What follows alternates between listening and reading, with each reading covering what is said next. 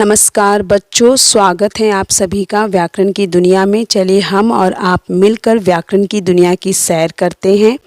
हर बार की तरह चित्रों से शुरुआत करेंगे। चित्र, पुस्तक, पुस्तकें, घड़ी, घड़ियाँ, इन सभी चित्रों में क्या समानताएं हैं? पहले आने वाले चित्रों में दिखाई जाने वाली वस्तु की संख्या 1 है, तो उससे संबंधित अन्य चित्र में वस्तुओं की संख्या अनेक है। तो आज हम इसी एक और अनेक संख्याओं के विषय में, इसे व्याकरण की भाषा में वचन कहा जाता है। तो सबसे पहले वचन की परिभाषा। शब्द के जिस रूप से किसी व्यक्ति, प्राणी या वस्तु के एक या अनेक होने का बोध होता है उसे वचन कहते हैं। उदाहरण बिल्ली, बिल्लियां आदि। अब जानेंगे वचन के भेद। वचन के 2 भेद हैं, एक वचन, बहुवचन। अब इन्हें विस्तार से जानेंगे। एक वचन, शब्द के जिस रूप से केवल एक व्यक्ति, प्राणी या वस्तु का बोध होता है उसे एक वचन कहते हैं। उदाहरण लड़का, पंखा, छाता,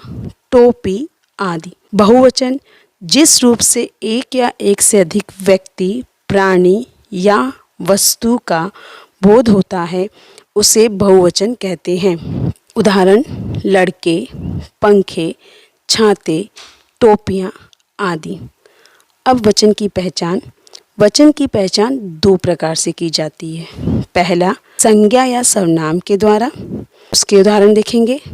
वाक्य, छात्रा नृत्य कर रही है, छात्राएं नृत्य कर रही हैं। वह अपने घर चला गया, वे अपने घर चले गए।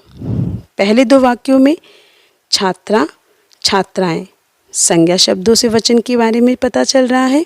दूसरे वाक्यों में वह, वे सर्वनाम शब्दों से वचन के विषय में पता चल रहा है।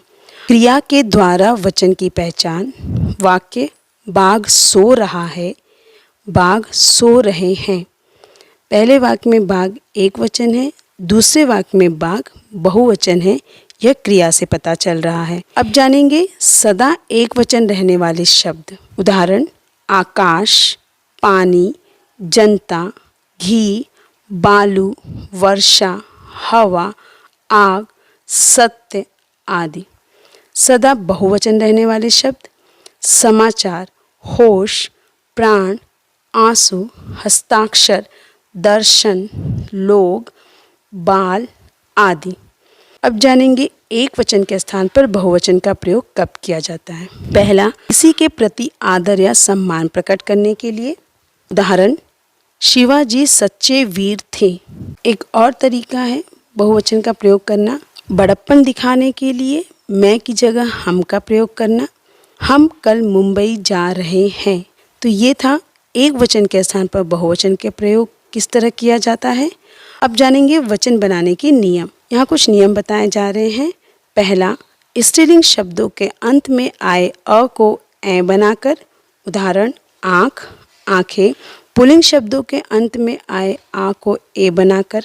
कपड़ा, कपड़े। यहाँ कुछ शब्द दिए गए हैं और उन शब्दों में इन शब्दों को जोड़कर बहुवचन बनाए गए हैं, जैसे मित्र, मित्रगण, प्रजा, प्रजाजन, छात्र, छात्रगण, भक्त, भक्तजन, आप लोग, अध्यापक, अध्यापक वृंद, मजदूर, मजदूर वर्ग, गुरु, गुरुजन। तो ये कुछ नियम थे कि किस तरह एक वचन से बहुवचन बनाए जा सकते हैं। उम्मीद है बच्चों वचन के विषय में बताई गई ये जानकारी आपको समझ में आ गई होगी। बताई गई जानकारी को लाइक करें, साथ ही साथ इस जानकारी को अपने दोस्तों के साथ शेयर करें और इसी तरह मेरे संग नए नए विषयों को जानने के लिए व्याकरण की दुनिया की सैर करें तथा चैनल को सब्सक्राइब करें। तब तक अपना ध्यान रखें, स्वस्थ रहें, मस्त रहें। धन्यवाद बच्चों।